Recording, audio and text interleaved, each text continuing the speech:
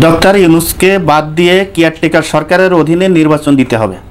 Doctor Yunus থাকলে সুষ্ঠু নির্বাচন হবে না। তিনি অবৈধ ক্ষমতালোভী সরকার এবং তার অধীনে কোনো নির্বাচন হবে না। এই কথাটি শুনে এই বক্তব্যটা আপনারা একটু শোনেন। এই কথাটি শুনে এই ভিডিওটি না করে আর পারি নাই, আপনাদেরকে এই বক্তব্যটি একটু শোনাই, তারপরে এই বিষয় নিয়ে কথা বলি।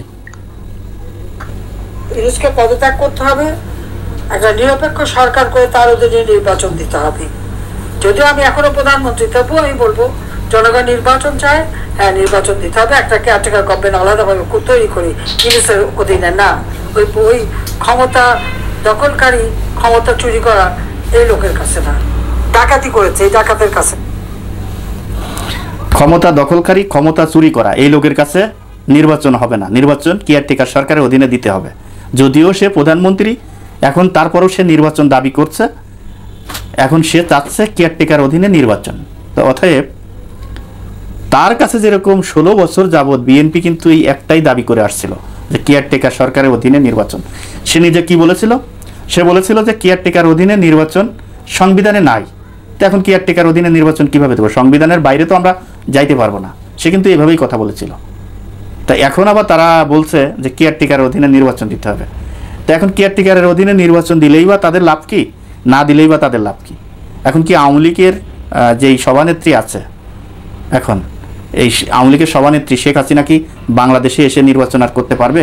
সেরকম পরিবেশ আছে এখন? যদি সেরকম পরিবেশ থাকতো, সে যদি দেশে থাকতো, সে বিভিন্ন দাবি দাবা কিন্তু তুলে ধরতে পারত।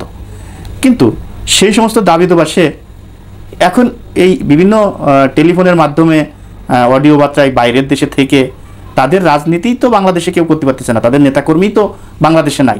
রাজনীতি করা তো দূরের কথা, তারা তো কথাই বলতে পারতেছে না। তারা পালিয়ে আছে। বাংলাদেশে যারা আওয়ামী লীগ করে তারা পালিয়ে আছে। তা তারা নির্বাচন কেয়ারটেকার সরকারের অধীনে দিতে হবে, এই যে বক্তব্যটা সে দিল, সে কি দেশে আছে? আর কেয়ারটেকার সরকারের অধীনে নির্বাচন ইউনূসের অধীনে না।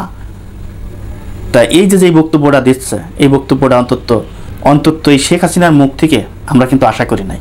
কারণ কেয়ারটেকারের দাবি কিন্তু এটা বিএনপির দাবি, এটা শেখ হাসিনার দাবি হতে পারে না। তাই শেখ হাসিনার এরকম বক্তব্য আর এরকম কথা, এরকম অডিও বাংলাদেশের মানুষ শুনলে আরও বিরক্ত হবে।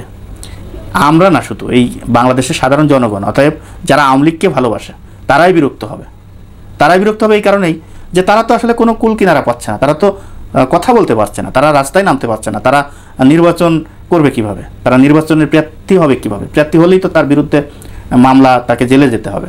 তাই এখন সে এই ধরনের পরিবেশ, এই ধরনের পরিস্থিতি নিয়ে তারা নেতৃবৃন্দরা বাইরে থেকে তারা বাংলাদেশের রাজনীতি পরিচালনা করবে। আরে ভাই, একজন বাইরে থাকলে এক কথা থাকে, সবাই বাইরে। সবাই যারা গুরুত্বপূর্ণ নেতা, স্বরাষ্ট্রমন্ত্রী যে ছিল আসাদুজ্জামান খান কামাল, সেও বাইরে। ওবায়দুল কাদের আওয়ামী লীগের সাধারণ সম্পাদকও নাই, সভাপতিও নাই। তাহলে কারা আওয়ামী লীগের হাল ধরবে আর কারা আওয়ামী লীগের নির্বাচন করবে? তাই এই ধরনের কথা বলা আর না বলা একেবারে বোকামি। মানুষ এই ধরনের কথা আর এখন শুনতে চায় না। দর্শক, আজ এই পর্যন্তই। ভালো থাকবেন, সুস্থ থাকবেন।